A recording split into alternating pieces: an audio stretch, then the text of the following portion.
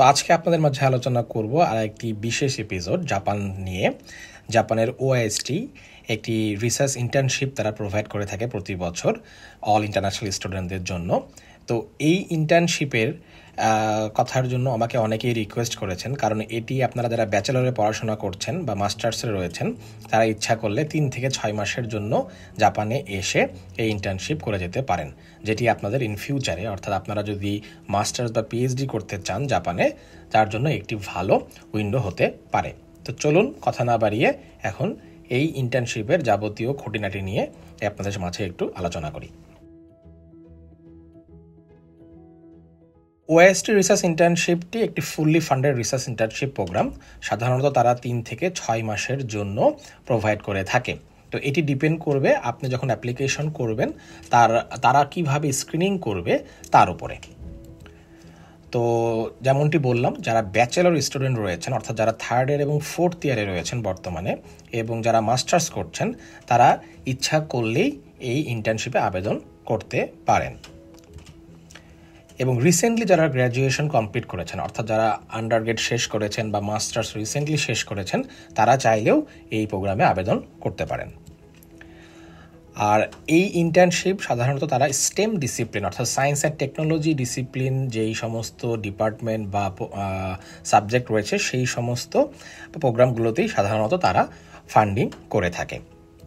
যদি বলি যে সবচেয়ে সুবিধার কথা, যে আপনাকে এই ইন্টার্নশিপ প্রোগ্রামে আবেদনের জন্য কোনো রকমের অ্যাকসেপ্টেন্স লেটার নিতে হবে না আপনার এক্সপেক্টেড সুপারভাইজারের কাছ থেকে। সো আপনি ডিরেক্টলি অনলাইন থ্রু আবেদন করে দিতে পারেন এই ইন্টার্নশিপের জন্য। এবং আইএলস এবং টোফেলের স্কোর এখানে ম্যান্ডেটরি না, তবে আপনারা যদি সাবমিট করতে পারেন আবেদনের সময়, তাহলে এগুলো আপনাকে একটি এক্সট্রা পয়েন্ট যোগ করবে আপনার স্ক্রিনিং প্রসিডিওরের সময়। এবং একাডেমিক ব্যাকগ্রাউন্ড এটি খুব ইম্পর্ট্যান্ট, অর্থাৎ আপনারা যেই প্রোগ্রামে আবেদন করতে চান, আমি একটু পরে দেখিয়ে দিব যেখানে কত ধরনের প্রোগ্রাম রয়েছে এবং কোন কোন প্রফেসর সাধারণত প্রতি বছর এই ইন্টার্নশিপ এর স্টুডেন্টগুলোকে তারা নেয়। তো সেই ডিপার্টমেন্ট বা প্রোগ্রামের সাথে আপনারা বর্তমানে যে মেজরে পড়াশোনা করছেন তার অবশ্যই একটি অ্যালাইন থাকতে হবে। যদি ডিসিপ্লিন না মিলে তাহলে সেক্ষেত্রে আপনারা এই ইন্টার্নশিপ পাওয়ার চান্সটা অনেকখানি কমে যাবে। তো এই ব্যাপারটা একটু মাথায় রাখতে হবে। আর আপনারা ফ্যামিলি নিয়ে সাধারণত এখানে আসতে পারবেন না। তো এই লিঙ্কে চলে গেলে আপনারা এই ইন্টার্নশিপ সম্বন্ধে যাবতীয় ইনফরমেশন পেয়ে যাবেন। তো এটি আমি কমেন্ট বক্সে দিয়ে দিব, আর তার সাথে সাথে আমিও আপনাদেরকে দেখিয়ে দিব যে কিভাবে আপনারা এই লিঙ্ক ফলো করে আবেদনটি সম্পূর্ণ করতে পারেন। খুবই সহজ আবেদন। আশা করছি ভিডিওটি সম্পূর্ণ দেখবেন। আসি যে কী ধরনের বেনিফিট বা ফ্যাসিলিটিস পাবেন আপনারা যদি এই ইন্টার্নশিপ বা স্কলারশিপটি পেয়ে যান।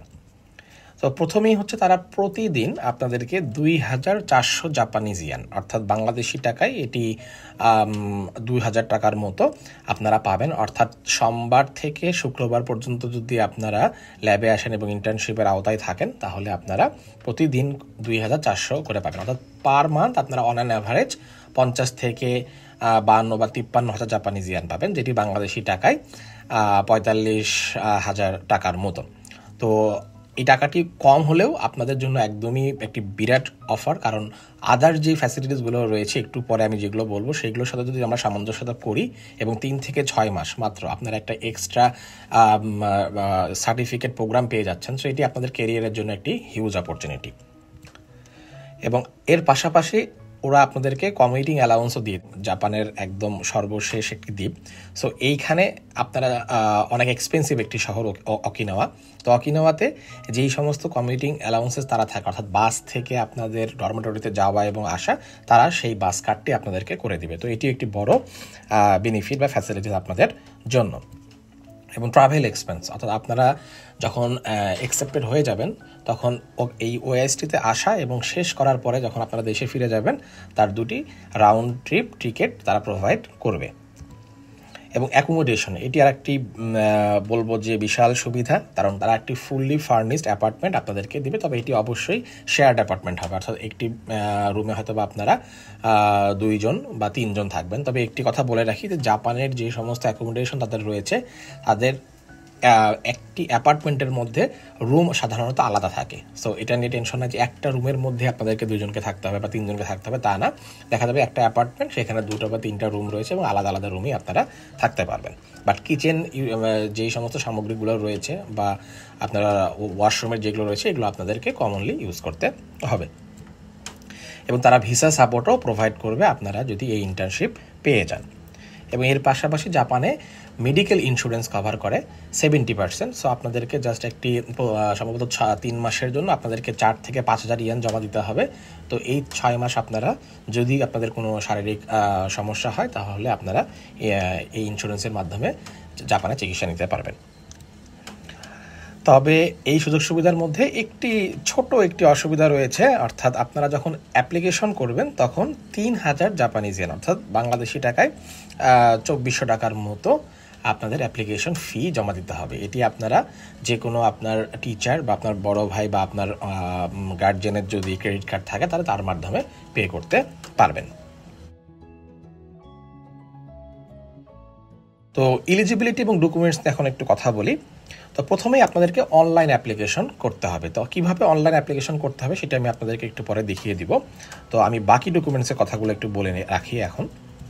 এরপর আপনাদের একটি ভালো সিভি লাগবে এবং পাসপোর্ট, এটি অবশ্যই দরকার। এর পাশাপাশি আপনাদের একটি ফটো লাগবে, চেষ্টা করবেন যে হোয়াইট ব্যাকগ্রাউন্ডের ফটো তোলার জন্য। এবং একাডেমিক সার্টিফিকেট এবং ট্রান্সক্রিপ্ট এগুলো কোনো নোটারাইজ করতে হবে না, আপনারা স্ক্যান কপি করলেই হবে। এবং একটি স্ট্রং এসওপি, এটি খুবই ইম্পর্ট্যান্ট। সো কীভাবে আপনারা একটি ভালো এসওপি লিখতে পারবেন তার কিছু গাইডলাইন অর্থাৎ 3টি পয়েন্ট তারা ওয়েবসাইটে দেখিয়ে দিয়েছে। তো আমি সেগুলো আপনাদেরকে একটু পরে দেখিয়ে দিব। আর এর পাশাপাশি আপনারা কিভাবে একটি ভালো এসওপি লিখতে পারেন তা আমার একটি ভিডিওতে বলে দেওয়া আছে। সো আপনারা উপরের এই লিঙ্কে চলে গেলে সেই ভিডিওটি পেয়ে যাবেন। আশা করছি আপনারা দেখলে আপনারা একটি স্কলারশিপ উইনিং এসওপি লিখতে পারবেন। এবং ল্যাঙ্গুয়েজ প্রফিসিয়েন্সি, যেটি একটু আগেই বললাম যে ম্যান্ডেটরি না, তবে যদি আপনাদের ল্যাঙ্গুয়েজ প্রফিসিয়েন্সির স্কোর থাকে তাহলে এগুলো আপনাদেরকে একটি এক্সট্রা পয়েন্ট যোগ দিবে। এবং রিকমেন্ডেশন লেটারের কথা তাদের ওয়েবসাইটে বলা রয়েছে যে অন্তত 1জনের লাগবে, কিন্তু আপনারা 3জনের বেশি রিকমেন্ডেশন লেটার সাবমিট করার দরকার নেই। আমি রিকমেন্ডেশন করব যে আপনারা অবশ্যই 2জন প্রফেসরের রিকমেন্ডেশন লেটারটি জমা দিবেন আবেদনের সাথে। রিকমেন্ডেশন লেটারের ক্ষেত্রে আপনাকে অনলাইনে আপনার প্রফেসরের নাম এবং ইমেল আইডি সহ অ্যাফিলিয়েশনগুলো দিয়ে দিতে হবে। তাদের লিঙ্কে সাধারণত একটি লিঙ্ক চলে যাবে ওআইএসটি থেকে, তো আপনার সেই প্রফেসর আপলোড করবে ওই লিঙ্কের থ্রু, এটা আপনি আপলোড করতে পারবেন না। আর অ্যাডিশনাল সার্টিফিকেট যদি এক্সট্রা কারিকুলার অ্যাক্টিভিটিস বা পাবলিকেশন বা কোনো রিসার্চ এক্সপিরিয়েন্স থাকে এগুলো অবশ্যই আপনারা অনলাইনে যখন আবেদন করবেন ওখানে এক্সট্রা সেকশন রয়েছে, সেই সেকশনে আপনারা পুট করে দিবেন। এবং কীভাবে এখন আপনারা অ্যাপ্লাই করবেন এখন সেটি আমি বলে দিচ্ছি। তবে তার আগে বলে দিচ্ছি যে অ্যাপ্লিকেশন টাইমলাইন। তো এখন বর্তমানে অ্যাপ্লিকেশন পোর্টালটি ওপেন, এটি এপ্রিলের 15 তারিখ পর্যন্ত থাকবে। সো এখন এই সময় আপনারা যদি 3 থেকে 6 মাসের একটি ইন্টার্নশিপ করতে চান জাপানে, এবং ওআইএসটি আমি যদি বলি যে one of the top most institute, specially যারা সায়েন্স অ্যান্ড টেকনোলজি রিলেটেড সাবজেক্টে পড়েন, তো এখানে আসলে আপনাদের আমি মনে করি যে একটি ভালো রিসার্চের সুযোগও হবে। এবং পাশাপাশি যদি আপনারা পরবর্তীতে জাপানে পোস্ট গ্রাজুয়েশন করতে চান তার জন্য একটি দ্বার ওপেন হয়ে যাবে। তো চলুন এখন দেখিয়ে দিচ্ছি কিভাবে আপনারা অনলাইনে এই সমস্ত কিছু করতে পারবেন। প্রথমে যে লিঙ্কটি আমি শেয়ার দিয়েছিলাম আপনাদের সাথে, এই লিঙ্কে যদি আপনারা চলে আসেন তাহলে এরকম একটি পেজ পেয়ে যাবেন। দেখেন আমি যে কথাগুলো বললাম যে এই সাপোর্টগুলো আপনারা কী পাবেন এগুলো সব এখানে সুন্দরভাবে বলে দেওয়া রয়েছে। তো আপনারা যদি এখান থেকে প্রফেসর খুঁজতে চান, যে আপনারা দেখতে চাচ্ছেন যে আপনারা যে কোন প্রফেসরের আন্ডারে আপনারা এই ইন্টার্নশিপটি করবেন, কারণ এদের অ্যাপ্লিকেশন যখন আপনারা করবেন তখন সেখানে 5জন আপনাদের এক্সপেক্টেড সুপারভাইজারের নাম মেনশন করে দিতে হবে। জাস্ট অনলাইন অ্যাপ্লিকেশন আমি দেখিয়ে দিব।